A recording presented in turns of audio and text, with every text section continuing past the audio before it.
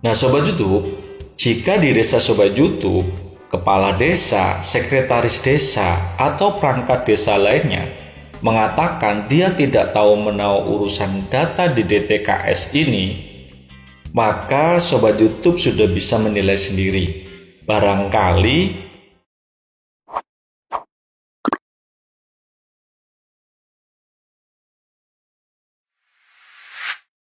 Halo Sobat YouTube, Assalamualaikum. Sobat YouTube, hari ini saya menemukan bahwa Kementerian Sosial telah membuat sebuah website yang membahas tentang DTKS. Sobat YouTube, di halaman terdepan, Sobat YouTube akan disajikan data tentang rumah tangga yang masuk ke dalam DTKS, kemudian yang mendapatkan program sembako atau BBNT, kemudian warga masyarakat yang mendapat program Keluarga Harapan, serta warga masyarakat penerima bantuan iuran atau kartu Indonesia Sehat. Nah, saat ini untuk rumah tangga yang masuk ke data terpadu kesejahteraan sosial atau DTKS Kementerian Sosial Republik Indonesia sebanyak 27.060.751 rumah tangga.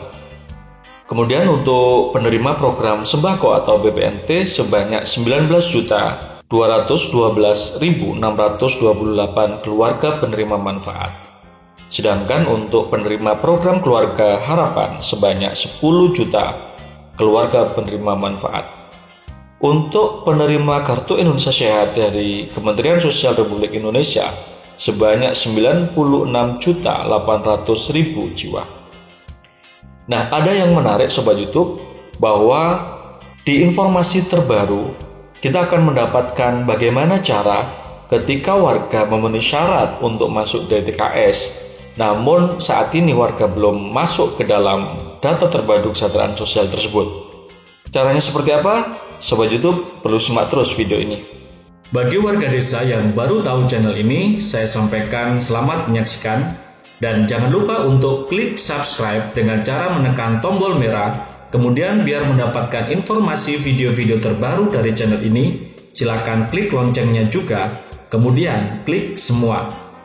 Atas subscribe yang diberikan, kami sampaikan terima kasih. Sobat YouTube, menu tersebut masuk di dalam FAQ atau tanya jawab tentang DTKS. Di mana bagi Sobat YouTube yang belum tahu tentang apa itu DTKS, Sobat YouTube, DTKS adalah data terpadu kesejahteraan sosial yang meliputi pemerlu pelayanan kesejahteraan sosial atau PPKS, penerima bantuan dan pemberdayaan sosial, serta potensi dan sumber kesejahteraan sosial atau PSKS. DTKS ini memuat 40% penduduk yang mempunyai status kesejahteraan sosial terendah. Kata kuncinya Sobat itu bahwa DTKS ini adalah diperuntukkan bagi penduduk yang mempunyai status kesejahteraan sosial terendah. Karenanya, ini mungkin menjadi jawaban kenapa kok tidak semua orang masuk ke dalam database DTKS. Apalagi kenapa kok tidak semua orang masuk mendapatkan program PKH atau BBNT. Atau yang sering ditanyakan adalah, saya kan punya anak yang sekolah, kenapa saya tidak mendapatkan program PKH, sedangkan tetangga saya mendapatkan program PKH? Ini adalah pertanyaan yang sering muncul di komentar-komentar channel Desa Maju Makmur. Nah, dengan mengetahui bahwa DTKS ini adalah diperuntukkan memang untuk yang mempunyai status kesejahteraan sosial terendah. Jadi tidak semua orang masuk di dalam DTKS ini. Bagi warga yang masuk ke dalam kesejahteraan sosial rendah atau kurang mampu, namun warga tidak pernah mendapatkan bantuan, maka warga yang dilakukan pertama adalah bagaimana cara untuk masuk ke dalam DTKS. Nah, berikut ini adalah cara supaya warga desa yang mempunyai tingkat kesejahteraan sosial rendah supaya bisa masuk DTKS adalah seperti ini. Bahwa masyarakat fakir miskin dapat mendaftarkan diri ke desa atau kelurahan setempat dengan membawa KTP dan KK. Jadi bagi warga desa cukup membawa KTP dan KK untuk mendaftarkan diri supaya bisa masuk ke dalam DTKS. Kenapa kok harus masuk DTKS dulu? Karena sebelum mendapatkan bantuan BPNT atau PKH, maka harus terdaftar di DTKS dulu. Jadi pendaftaran yang dilakukan seperti itu dinamakan pendaftaran aktif. Nah, hasil pendaftaran aktif fakir miskin ke desa atau kelurahan selanjutnya akan dilakukan musyawarah di tingkat desa atau kelurahan untuk membahas kondisi warga yang layak masuk ke dalam DTKS berdasarkan prilis awal dan usulan baru. Musyawarah apakah yang dimaksudkan dalam membahas kondisi warga tersebut? Musyawarah itu adalah musyawarah desa atau musyawarah kelurahan yang dipimpin oleh Badan Permusyawaratan Desa atau BPD. Jadi musyawarah desa atau musyawarah kelurahan akan menghasilkan berita acara yang ditandatangani oleh kepala desa atau lurah dan perangkat desa lainnya yang kemudian menjadi prelis akhir. Sobat YouTube, prelis akhir dari hasil musyawarah desa atau musyawarah kelurahan tersebut digunakan oleh Dinas Sosial untuk melakukan verifikasi dan validasi data dengan instrumen lengkap DTKS melalui kunjungan rumah tangga. Jadi, tidak cukup hanya dilakukan pada saat musyawarah desa atau musyawarah kelurahan, tetapi yang sudah masuk dan dibuatkan berita acara oleh kepala desa atau lurah dilakukan kunjungan ke rumah tangga dengan instrumen yang sudah disiapkan. Data yang telah diverifikasi dan divalidasi kemudian diinput di aplikasi SIX offline oleh operator desa atau kecamatan. Data yang sudah diinput di SIX offline kemudian diekspor berupa file extension SIX.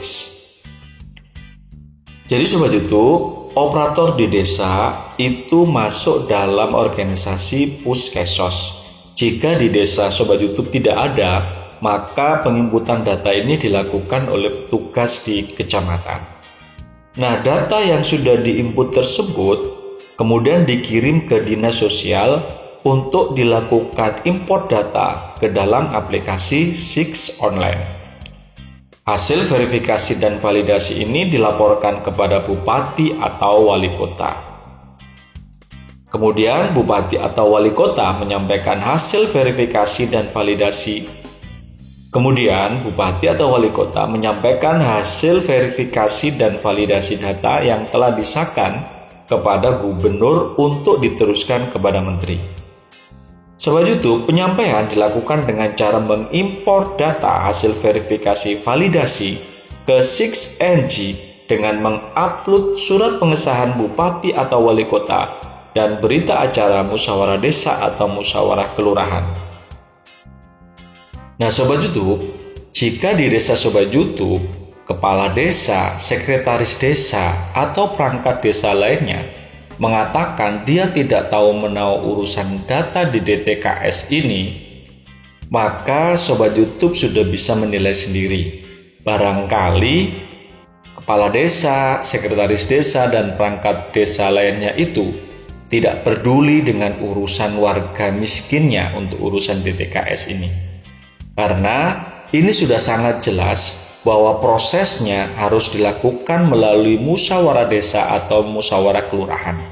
Ini sekaligus menjawab banyaknya komentar bernada miring bahwa yang masuk ke dalam data DTKS ini adalah orang-orang dekat dari RT, RW, kepala desa, sekretaris desa, dan perangkat desa lainnya. Itu akan bisa terminimalisir jika prosesnya menggunakan sistem yang sudah kita jelaskan ini. Melalui musyawarah desa, kemudian hasilnya dijadikan berita acara yang ditandatangani kepala desa dan masuk menjadi prelis akhir. Kemudian prelis akhir hasil musyawarah desa atau musyawarah kelurahan ini dibawa ke Dinas Sosial untuk dilakukan verifikasi dan validasi kembali.